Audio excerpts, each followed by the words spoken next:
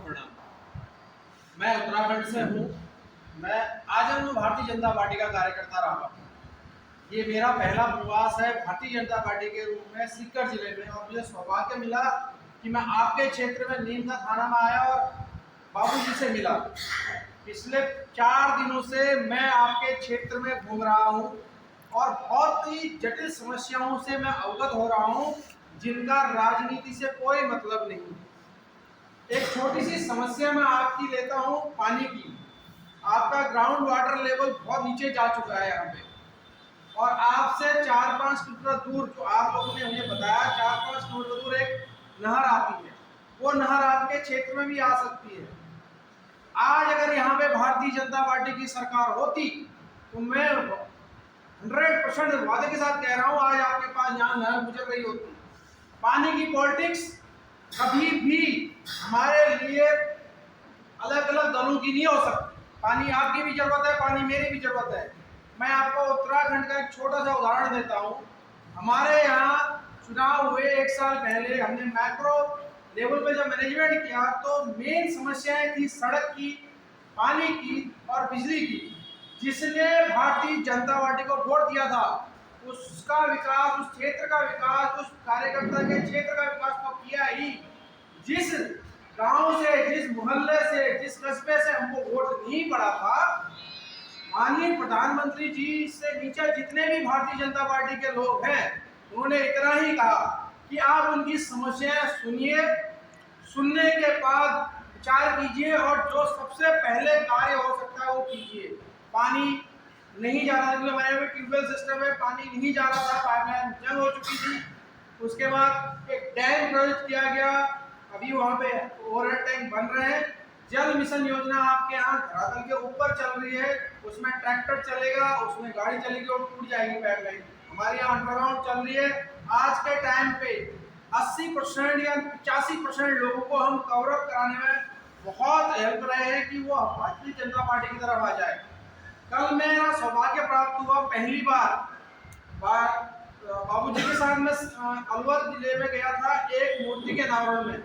एक अनूठी पहल है इनकी, और आप लोगों को बहुत गर्व होना चाहिए इसके लिए। Limca book of world record में इनका नाम दर्ज है शहीद स्मारक बनाने में। कल जब हम वहां गए, जनमानस की जो अभिव्यक्ति होती है, मैं फेस रीडिंग करता हूं तो जनमानस की जो अभिव्यक्ति होती है उतने बड़े क्षेत्र में इनके पहुंचने के कारण वहां पे जो एक खुशी का माहौल बना था ना, जब उस मूर्ति का अनावरण हुआ तो देश के नारे लगे। और पहली बार कल मैंने इनका भाषण सुना, उसमें कहीं भी राजनीति नहीं थी।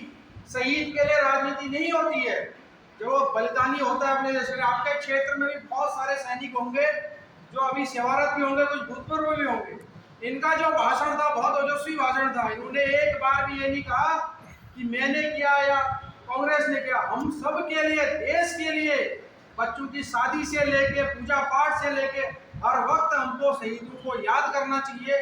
वो इन्होंने हमको सिखाया। कल मैं सीख के गया हूँ यहाँ से, ये चीज मैं अपने प्रदेश में इम्प्लीमेंट करूंगा। जो शहीदों के लिए इन्होंने कहा है वो मैं अपने मंत्रिमंडल में रखूंगा। वो भाषण मैंने रखा हुआ है, बहुत ही ओजस्वी भाषण दिया। तो आप लोगों का सौभाग्य है कि भारतीय जनता पार्टी कभी भी किसी कार्यकर्ता के लिए भेदभाव नहीं करती। मैं किस जाति का हूँ मुझे मालूम नहीं है, बस मैं भारतीय जनता पार्टी का एक कार्यकर्ता हूँ। मैं अपने आगे कभी जाति नहीं लगाता हूँ। मैं परसों आपके ही क्षेत्र में था, रात तो प्रवासी मैंने आप ही के क्षेत्र में रहा, और मैंने राजस्थानी ही खाना खाया। मेरे को उससे पहले 2006 से 8 तक मैं अजमेर वाले फील्ड में रहा था, तो राजस्थान को मैं बहुत करीब से जानता हूँ। आज आप लोग बहुत वीर हैं, बहुत अच्छे से अपना कार्य करते हैं। एक चीज और मैंने आपके यहाँ सीखी, आप लोगों ने अपना पैतृक वर्ग कभी नहीं छोड़ा है, हमने छोड़ दिया है। हमारा जो कार्य था, अब भविष्य जो है आपको सिर्फ सरकारी नौकरी में नहीं मिलेगा, आपके अपने रोजगार में मिलेगा। जो आपके पास रोजगार है, इस क्षेत्र में अपार संभावनाएं हैं। भविष्य के लिए अगले 20, 30, 40 साल बाद बहुत सारी चीजें परिवर्तित हो जाएंगी। आपके लिए मोदी जी ने बहुत अच्छी योजनाएं चालू कर रखी है, लेकिन यहाँ की राज्य सरकार आप तक पहुंचना नहीं चाहती। बहुत ही कम ब्याज पर आपको मुद्रा लोन मिलता है, बहुत ही कम ब्याज पर आपको कृषि लोन मिलता है। उससे आप अपनी आजीविका धीरे धीरे धीरे बढ़ा सकते हैं, अपना व्यापार बढ़ा सकते हैं। लेकिन यहाँ तक आपके पास वो धरातल में नहीं पहुंच पा रही। अगर डबल इंजन की सरकार होगी, चाहे वो सेंटर में हो या यहाँ पे हो, मैं वादे के साथ कह सकता हूँ 5 टॉप के राज्यों में आपका राजस्थान नंबर 1 पे होगा, क्योंकि आपके पास बहुत बड़ा क्षेत्र है और बहुत बड़ी अपार संभावना है। आप यूपी चले जाइए, आज यूपी में कोई भी किसी महिला को देख नहीं सकता है। वो आपको तभी यहाँ मिलेगा, वो सम्मान आपको तभी यहाँ मिलेगा जब आप भारतीय जनता पार्टी की सरकार यहाँ पे बनाएंगे। और आप आपका बहुत बहुत धन्यवाद, प्रणाम। आप सबके पास मोबाइल होगा, आप जरा मोबाइल बाहर निकालिए, इसका डायल पैड ऑन कीजिए, एक नंबर डायल करना है। आपसे रिक्वेस्ट है, जब आप भारतीय जनता पार्टी से जुड़ रहे हैं तो आप एक नंबर डायल कीजिए 9090902024। मैं दोबारा रिपीट करता हूं 9090902024। एक मिस कॉल दीजिए, एक मिस कॉल दे दीजिए। मिस कॉल करने के बाद काट दीजिए उसको। आपके पास एक मैसेज आएगा, आपके जो मैसेज बॉक्स है उसमें एक मैसेज आएगा। वो मैसेज भारतीय जनता पार्टी के द्वारा आपको भेजा गया है। उसमें इतना ही कहा गया है, उसमें एक लिंक है, उसको टच करिए। जब आप उसको टच करेंगे तो वो आपसे आपका नाम पूछेगा, आपकी विधानसभा पूछेगा, आपका आप पुरुष है महिला है ये पूछेगा, और आपका मोबाइल नंबर पूछेगा।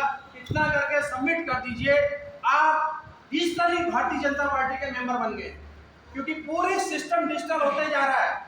हम जितनी जल्दी परिवर्तन को एक्सेप्ट करेंगे हम वो कर सकते हैं। भारतीय जनता पार्टी पूरा डिजिटली चल रही है, हम भी यहाँ पर डिजिटली काम कर रहे हैं।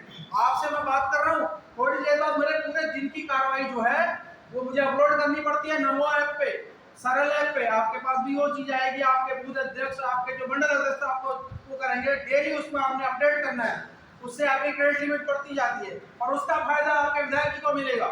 आप जितना ज्यादा नमो ऐप और सरल ऐप पे एक दूसरे के साथ बातचीत करेंगे, भारतीय जनता पार्टी के स्टिकर और जो उसके स्टेटस है उसमें मिलते हैं। जब आप सरल ऐप डाउनलोड करेंगे तो उसमें स्टेटस मिलेंगे, उसको अपने व्हाट्सएप पे अपने फेसबुक पे करेंगे तो उसका फायदा आपके जो विधायक जी हैं उनको मिलेगा, उनके ऊपर उसका बहुत असर पड़ता है।